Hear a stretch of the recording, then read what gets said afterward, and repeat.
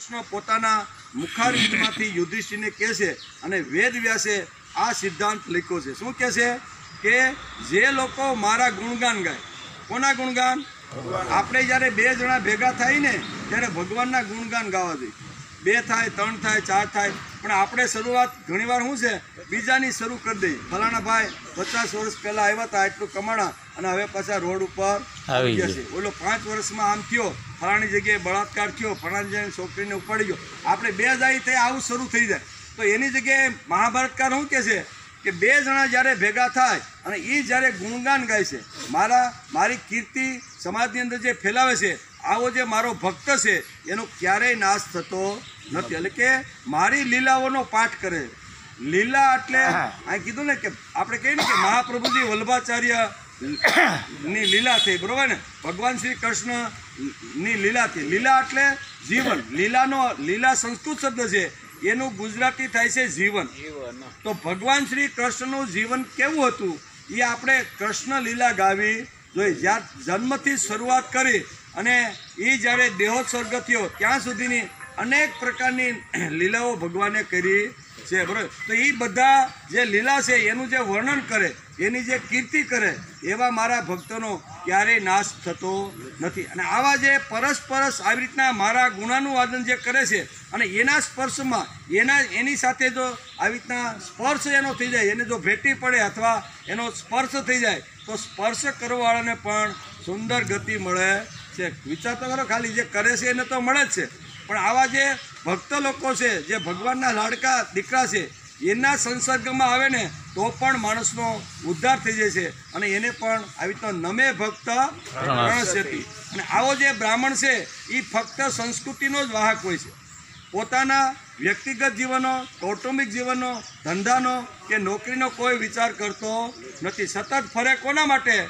કે ભગવાનની કીર્તિ સમાજમાં ઊભી થાય, ભગવાનનું નામ સમાજમાં જાય, ભગવાનને લોકો શ્રદ્ધાથી, ભાવથી, વિશ્વાસથી માની અને જીવન ઘડતર કરે।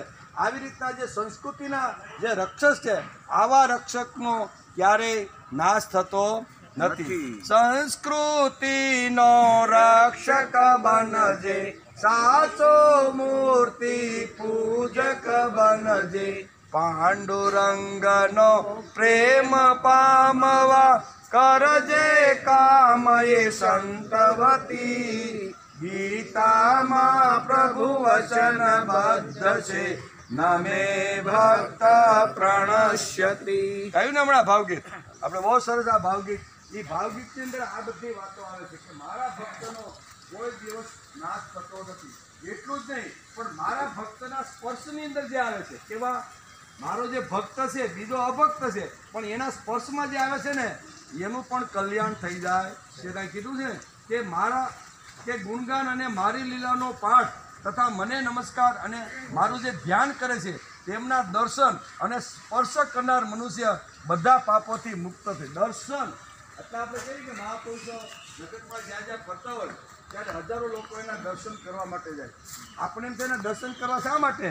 તો અહીં લખ્યું છે કે આવા જે મહાપુરુષો છે, જે બ્રાહ્મણો છે, જે પોતાનો રોટલો ખાય અને સમાજની જે ચિંતા કરે છે, કુટુંબોની ચિંતા કરે છે, કે આવી રીતના સમાજમાં કુટુંબો થવા જોઈએ, જે ન્યાય, નીતિ અને પોતાના આદર્શ ઉપર જે ઊભા રહે એવા બ્રાહ્મણો જ્યારે સમાજની અંદર ફરે છે અને એવા મહાપુરુષો જ્યારે કોઈ ગામની અંદર, કોઈ શહેરની અંદર આવે ત્યારે લોકો એના દર્શને ઉમટે છે। શા માટે? તો કે આ માટે, એ તો ભક્ત છે જ, પણ ભક્તના દર્શન થાય, એનો સ્પર્શ થાય, એનો હાથ માથે આવે અથવા એનું હૃદય જો મળે ને તો પણ એના ભગવાન કહે છે કે આવી રીતના નમસ્કાર કરે, ધ્યાન કરે અને તેમના દર્શન અને સ્પર્શ કરનાર મનુષ્ય બધા પાપોથી મુક્ત થઈ જાય। ભક્ત તો મુક્ત છે જ, પણ એના સાનિધ્યમાં જે લોકો આવે અને એના હૃદયપૂર્વકનો હાથ જો એકવાર જો માથે પડી જાય તો એ માણસની પણ મુક્તિ થઈ જાય છે।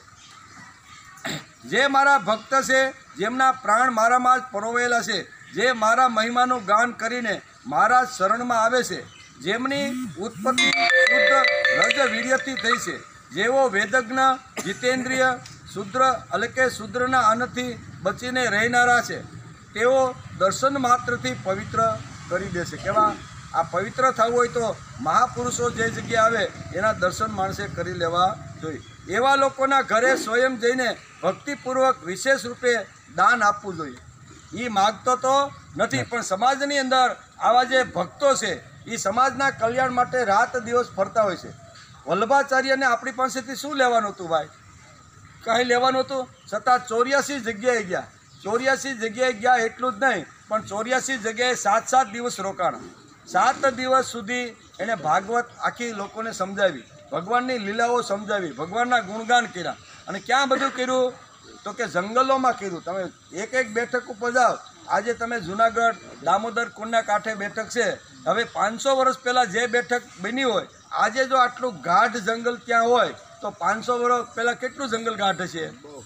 આને આ ખાલી એક તમે એવી બધી જ બેઠકો જે છે ને એ મોટા ભાગની એમાં એના પુસ્તકમાં લખ્યું છે કે વલ્લભાચાર્યએ જેટલી બધી બેઠકો કરી એ મોટા ભાગની બધી જ બેઠકો ક્યાં કરી છે? જંગલમાં. પછી શહેર વૈસા છે. માનો કે અહીંયા આપણે તાપીના કિનારે અશ્વની કુમારમાં બેઠક છે, એ હવે 500 વર્ષ પહેલાં તો ગામડું છે. હવે માનો કે 60 વર્ષ પહેલાં આવ્યા છે, એ એમ કહે છે કે રેલવાની ઓલે પાટું ઝૂંપડા આ બાજુ તો કાંઈ હતું જ નહીં. હવે 50 વર્ષ પહેલાંની વાત કરો તો 500 વર્ષ પહેલાંની વાત જ્યારે આપણે આવી ત્યારે શું થાય? ત્યારે એવું જ હોય ને. તો આ લોકો કહેવાનો અર્થ કે આ જે ભગવાનના જે ભક્તો છે, ભગવાનના જે લાડકા દીકરાઓ છે, એ સમાજમાં રાત દિવસ ફરતા હોય છે. કોના માટે? કે સમાજ સારો થાય, સમાજ તંદુરસ્તી બને, સમાજ હૃષ્ટપુષ્ટ થાય અને અંતે પ્રભુનું ગુણગાન ગાતો ગાતો એનો દેહોત્સર્ગ થાય. એવી રીતના એની અંદર જ્ઞાન ઊભું થાય.